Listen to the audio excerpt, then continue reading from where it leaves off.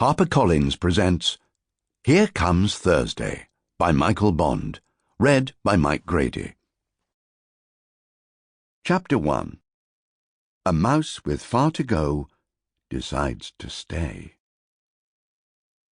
Mr. Peck leaned out of the window in the organ-loft cupboard of St. Mary's in the Valley and gazed up at the small, round object bobbing to and fro in the sky above his head.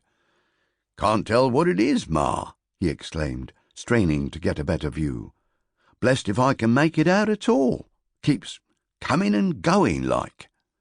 "You'll be going if you lean out of the window any more," warned his wife sternly.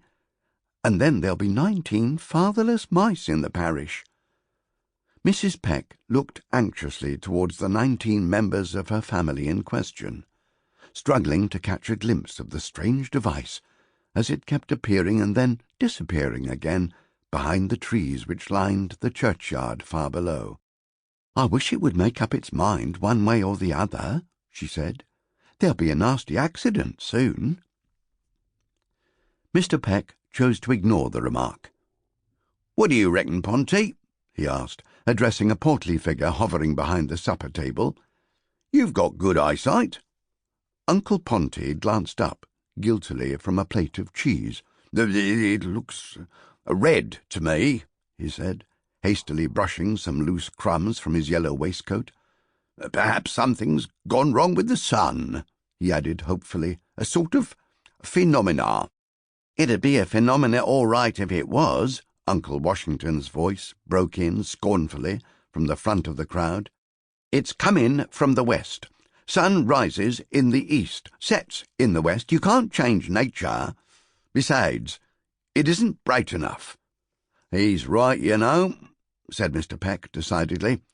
"Anyway, the sun doesn't move about like that thing. Hasn't stayed still a second since we first spotted it."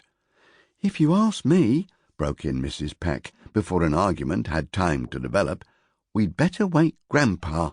He'll know what it is." "Wake Grandpa?" Mr. Peck glanced towards a crumpled pile of blankets in a far corner of the room and shook his head doubtfully. "He won't like it. It's bad for his digestion." "That thing out there's bad for mine," said his wife briskly. "He'll just have to lump it for once." "Well, don't say I didn't warn you," replied Mr. Peck gloomily. "He's only just this minute nodded off." "What's that? What's that? Who's nodded off?" The words were scarcely out of Mr. Peck's mouth before the blankets suddenly rose into the air, and Grandpa Aristide emerged in his wheelchair from beneath the folds and glared at the other occupants of the room. "What's going on?"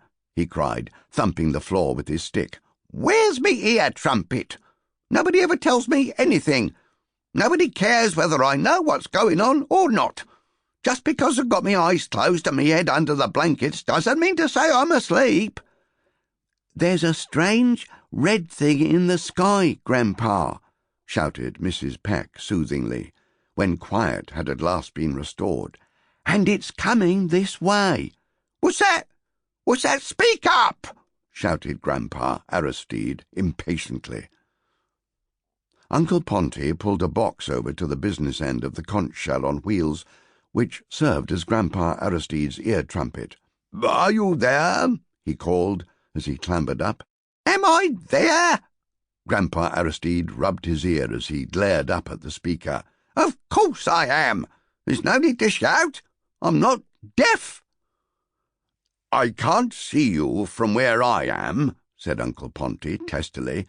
"You might have gone out, for all I know." "Gone out?" grumbled Grandpa Aristide. "I never go out. I've been out for years." Uncle Ponty drew a deep breath. "There's a rather unusual round thing in the sky, Grandpa," he called, choosing his words with care. "We were wondering if you have any ideas." "What's that? Something unusual in the sky?" Grandpa Aristide peered up at the window. "Can't see a thing for that blessed great red balloon in the way," he exclaimed. "If someone likes to move that, I might be able to tell you what it is." Grandpa Aristide's words Sample complete. Ready to continue?